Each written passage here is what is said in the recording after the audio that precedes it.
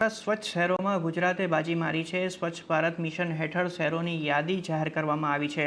જાહેર થયેલી યાદીમાં ગુજરાતના 2 શહેરોનો સમાવેશ કરવામાં આવ્યો છે। દેશમાં સ્વચ્છતામાં પ્રથમ નંબર ઇન્દોરનો અને બીજો નંબર સુરતનો આવ્યો છે। 10 લાખથી ઉપરની વસ્તી ધરાવતા સૌથી સ્વચ્છ શહેરોમાં ગુજરાતના અમદાવાદે બાજી મારી છે। સ્વચ્છતામાં સુરતને બીજો નંબર મળતા આરોગ્ય મંત્રી ઋષિકેશ પટેલ અને મેયર સહિતના પદાધિકારીઓ દ્વારા રાષ્ટ્રપતિના હસ્તે એવોર્ડ મેળવ્યો હતો। પ્રથમવાર અમદાવાદે સૌથી સ્વચ્છ શહેર તરીકે બાજી મારી છે। 2015માં અમદાવાદનો નંબર 15મો હતો, જ્યાંથી આ વર્ષે પ્રથમ નંબરે આવ્યું છે। તો સોલિડ વેસ્ટ મેનેજમેન્ટમાં સુરતનો ડંકો વાગ્યો છે। તો સ્વચ્છ સુપર લીગમાં ગાંધીનગરને પણ એવોર્ડ મળ્યો છે। 3થી 10 લાખની વસ્તીની કેટેગરીમાં ગાંધીનગર ચોથા સ્થાન પર આવ્યું છે। તો અમદાવાદીઓ માટે આજનો દિવસ ઘણો ગૌરવપૂર્ણ દિવસ છે અને અમદાવાદીઓ એકબીજાને મીઠાઈ ખવડાવીને ઉજવણી કરી રહ્યા છે। રાષ્ટ્રપતિ મહોદયના હાથે સુરત શહેરને સ્વચ્છ સિટી તરીકેનો સુપર લીગમાં એવોર્ડ મળ્યો।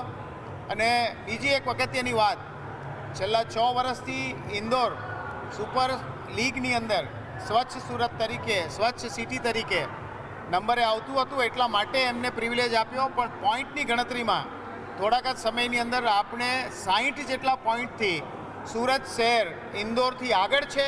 એટલે 3 સિટીમાં સુરત પહેલા નંબરે આવે છે, બીજા નંબરે ઇન્દોર આવે છે અને ત્રીજા નંબરે આપણું નવી મુંબઈ આવે છે। આજે અમદાવાદની યશ ગલગીમાં એક નવો વધારો થયો છે અને અમદાવાદ શહેરે સ્વચ્છ શહેરમાં સૌથી પહેલું। અમદાવાદી તરીકે કેટલું ગર્વની લાગણી? અમદાવાદી તરીકે ખૂબ જ ગર્વની લાગણી અનુભવી રહ્યા છે। છેલ્લા ઘણા વર્ષોથી મોદી સાહેબે જ્યારે મારું ઘર સ્વચ્છ ઘર અને મારો દેશ સ્વચ્છ દેશ એના અંતર્ગત આખા દેશને એક પહેલ કરી હતી કે આપણે સૌએ સ્વચ્છતા અપનાવવી જોઈએ। અને એ કરતાં આજે અલગ અલગ વિવિધ સ્ટેપમાંથી બહાર આવતા હતા। રિડ્યુસ, રિસાયકલ અને રીયુઝેબલ જે કોર્પોરેશન દ્વારા આ સૂત્રને કરી અને નગરજનોને એની અંદર લોકોને ઢાળ્યા અને લોકો એ પ્રકૃતિ પ્રમાણે જીવતા થયા। લોકો પોતાની જીવનશૈલીમાં સ્વચ્છતાને અપનાવતા થયા અને આજે કહેવાય ને કે જ્યારે એનો પહેલો નંબર આવ્યો અમદાવાદ મ્યુનિસિપલ કોર્પોરેશનનો, ત્યારે સૌ લોકો આનંદ ઉલ્લાસથી ઉજવી રહ્યા છીએ કે ચલો કે આજે ઘણા વર્ષો પછી અમે જે કરવાના હતા તે આજે કરી બતાવ્યું। શું કહેવું છે આપને? હવે તો જવાબદારી વધશે ને? સ્વચ્છ જ્યારે અમદાવાદ શહેર પ્રથમ આવ્યું છે તો નેક્સ્ટ પણ સર્વે થાય, નેક્સ્ટમાં પણ આપણે નંબર 1 આવીએ તે પ્રકારની કામગીરી, એ પણ જવાબદારી પણ આપણી અમદાવાદ તરીકેની। બિલકુલ, અત્યાર સુધી જેટલું કામ થયું છે અમદાવાદ શહેરમાં સ્વચ્છતા માટે, આગળ પણ હવે એવું થશે। અને જે ઘરમાં લોકો હવે જાગૃત થયા છે, પોતાનું ઘર સ્વચ્છ રાખી અને હવે રાજ્ય પણ પોતાનું દેશ પણ સ્વચ્છ રાખવા માટે લોકો એટલા તત્પર થયા છે।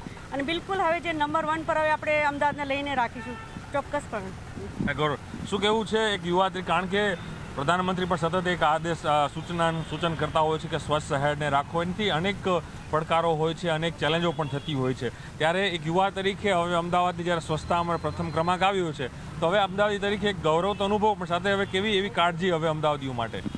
હું આપણા જે પ્રધાનમંત્રી શ્રી નરેન્દ્ર મોદી સાહેબનું એક જે અભિયાન ચલાવ્યું છે, સ્વચ્છતા અભિયાન, અને આજે અમે તો એક ગર્વ ફીલ કરીએ છીએ કે ભાઈ અમદાવાદ શહેર પહેલા નંબર પર આવ્યું છે। એમાં અમે હું યુવાનોને બી હું કહીશ કે ભાઈ અત્યારે યુવાનો બી બહુ ધ્યાન રાખી રહ્યા છે કે ભાઈ કંઈ બી ખાઈને કોઈ બી પ્લાસ્ટિકની વસ્તુ એ ડસ્ટબિનમાં જ નાખી રહ્યા છે। અને અત્યારે દરેક પબ્લિક જાગૃત થઈ ગઈ છે કે ભાઈ સૂકો કચરો એનું અલગ જગ્યાએ નાખવું, આપણે પ્લાસ્ટિકની બોટલ અલગ જગ્યાએ નાખવી, અને એ આગળ જતાં બી લોકો વધારેમાં વધારે આ વસ્તુનું સ્વચ્છતા અભિયાન માટેનું ધ્યાન રાખશે તો આપણે પહેલા જ નંબર ઉપર અમદાવાદ શહેર રહેશે। ચોક્કસ અમદાવાદ પર રહેશું। શું કહેવું છે? અમદાવાદ શહેર સ્વચ્છ શહેર બની ગયું છે, શું આપનું કે આપણી લાગણી શું છે આપની? અમારી લાગણી એ છે કે તો પહેલાં તો ભીનો કચરો અને સૂકો કચરો અલગ કરીએ, એના માટે બહુ ગર્વની વાત છે। અને બીજું કે પશુઓ જે બધા રોડ પર કચરો નાખતા હતા, જ્યારે ગાય, પશુ, જાનવર એ ખાઈને એ લોકોને બહુ નુકસાન થતું હતું, એના માટે બી આ જે કર્યું છે સ્વસ્થ ભારત માટે, એ બહુ સરસ, એ અમારા માટે ગર્વની વાત છે। શું કહેવું છે બેન આપને? નરેન્દ્ર મોદીજીએ જે સ્વચ્છતા અભિયાન ચલાવ્યું એ આખા ભારત માટે ગર્વની વાત છે। અને અમારા અમદાવાદમાં જે આજે પહેલો નંબર આવ્યો છે એના માટે ખૂબ ખૂબ કોર્પોરેશનનો આભાર।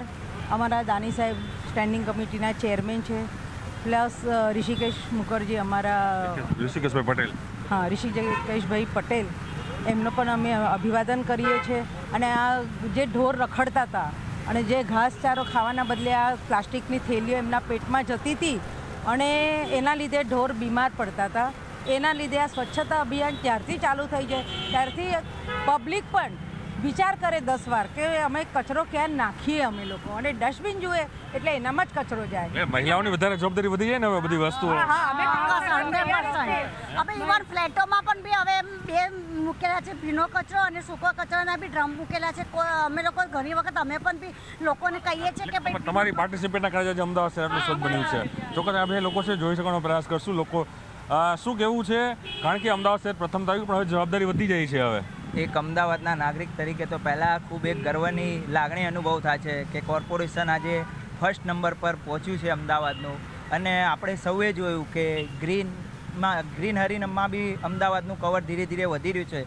સાથે જ જે વેસ્ટ જે આપણો પ્લાન છે પીરાણા ખાતે આપણે સૌએ જોયો હશે કે કેટલો કચરાનો ઢગલો હતો. એ ઢગલો આજે કઈ રીતે પ્રોસેસ થાય છે, અને એ પ્રોસેસમાંથી આજે આપણે જોઈ રહ્યા છીએ કે અલગ અલગ વસ્તુઓ જેવી કે એના દ્વારા આપણે જોયો છે અમદાવાદ નેશનલ હાઈવે ઉપર જે ધોલેરા તરફ જઈ રહ્યો છે એના માટે આપણે એની જે ડસ્ટ હતી એનો ઉપયોગ કર્યો હતો. સાથે જ એની અંદરથી આપણે પેવર બ્લોક બનાવીએ છીએ અને આ જ કચરામાંથી આપણે વીજળી પણ ઉત્પન્ન કરીએ છીએ. આના કારણે આજે અમદાવાદને પ્રથમ નંબર પ્રાપ્ત થયો છે. એ બદલ સમગ્ર કોર્પોરેશનની ટીમના મેયરશ્રી, સ્ટેન્ડિંગ કમિટીના ચેરમેનશ્રી, ડેપ્યુટી મેયરશ્રી અને તમામ શાસક પક્ષના અધિકારી તમામ લોકોનો હું એક અમદાવાદી તરીકે આભાર માનું છું.